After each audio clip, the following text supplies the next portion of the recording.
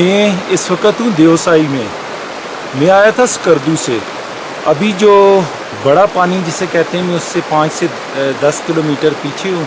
Road कच्चा है, time काफ़ी लग जाता है। मुझे भी 3 से 4 घंटे, बल्कि 4 से 5 घंटे लग गए हैं। यहाँ पे जो मेडोज़ हैं नाकाबिले बयान खूबसूरत है। देवसाई में जिधर भी देखें जी, फूल ही फूल हैं जी, ताहद नगाह फूल ही फूल हैं। और आसमान इस तरह से जैसे इसके ऊपर बिछा हुआ है। अब इसको किस तरीके से डिफाइन करें जी?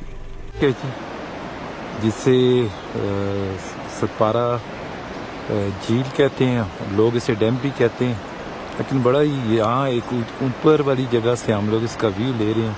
नीचे सतपारा का गांव आ रहा है, ग्रीनरी आ रही है, तो नाकाबिले बयान ब्यूटी है जी।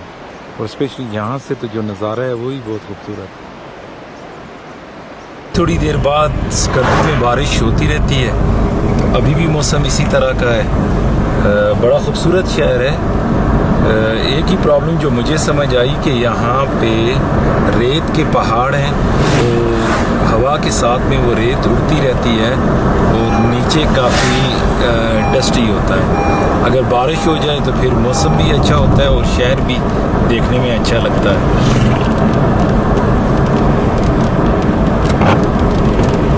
अब बारिश अभी भी हो, एयरपोर्ट रोड से या आप जो स्कर्दू रोड से आ रहे होते हैं, ये आगे इनका जंक्शन है।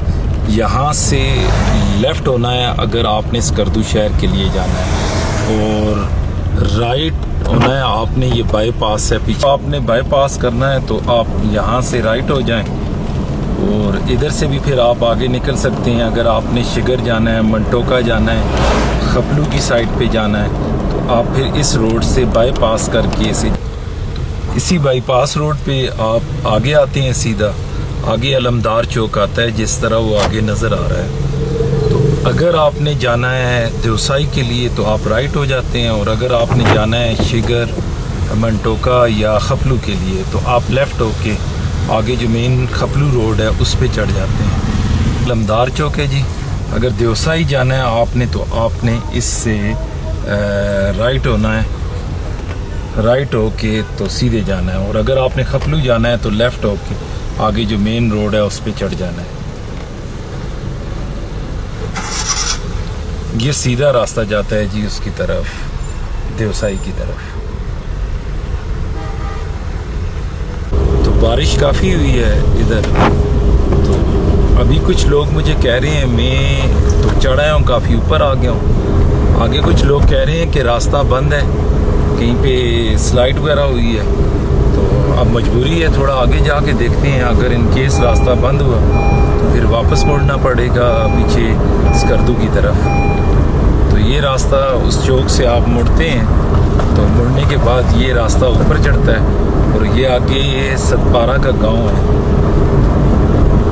कुछ लोग बता रहे हैं कि आगे रास्ता बंद है। ये मोटरसाइकिल वाला दोस्त मिला है, इससे मैंने पूछा है तो कहता है जी कि रास्ता खुला है, अगर आपने जाना है तो मुझे भी साथ ले जाएं। मैंने कहा आ जाओ भाई। तो अब इसने कहीं पे मोटरसाइकिल खड़ा करना है, मोटरसाइकिल खड़ा करके तो ये कह रहा है जी मैं आपके साथ जाता हूँ। देखते हैं आगे क्या है। वैसे सतपारा तक ये मेन स्लाइडिंग का एरिया है, थोड़ा रिस्की है जी। अब इसका मोटरसाइकिल कोई खड़ा नहीं कर रहा, और ये आगे कोई घोड़े हैं जी, वो पैदल आ रहे हैं। घोड़ा पारा का मतलब ये है कि 7 पहाड़, और ये उसी की निस्बत से मशहूर हुआ। एक भाई रास्ते में मिले थे, उन्होंने मुझे बताया था कि ये एक कौम जो उस वक़्त के यहाँ के अमायदीन थे, उन्होंने ला के बसाई थी। रीज़न ये थी कि ये जंगजू लोग थे और जो शहर की का डिफेंस था उसके लिए उन्होंने बसाया था, और ये फ्रंट लाइन पे होते थे जब इस तरह के कोई डिफेंसिव इश्यूज़ होते थे। तो बाकी अगर माउंटेनियर्स की दुनिया में देखें तो आपको पूरे जो जीबी है उसमें सतपारा में बड़े बड़े नाम मिलेंगे, जिन लोगों ने वर्ल्ड स्टेज पे बड़े बड़े रिकॉर्ड बनाए हुए हैं, जिसमें मशहूर हैं आखिरत खुदा अच्छी करे, अली सतपारा साहब थे, वो काफ़ी मशहूर हुए।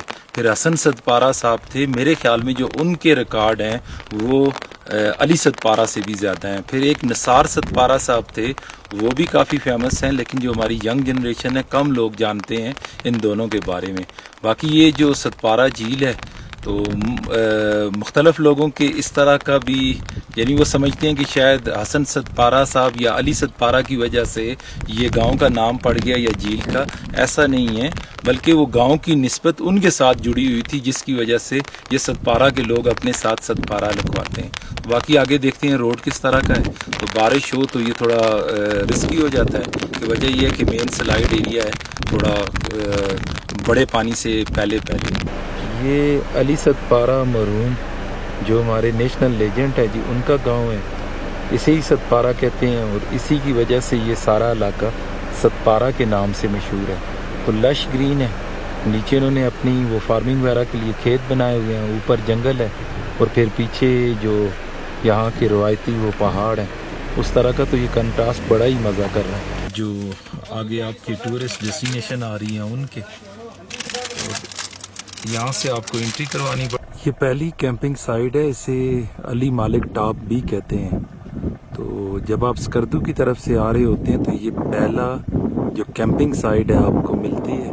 तो इसके इर्द गिर्द भी लश ग्रीन पहाड़ियाँ हैं और हर तरफ फूल भी नज़र आते हैं। तो ये नीचे कुछ लोगों ने मवेशी रखे हैं और यहाँ पे जो मेडोज़ हैं नाकाबिले बयान खूबसूरत है। देवसाई में जिधर भी देखें जी फूल ही फूल हैं,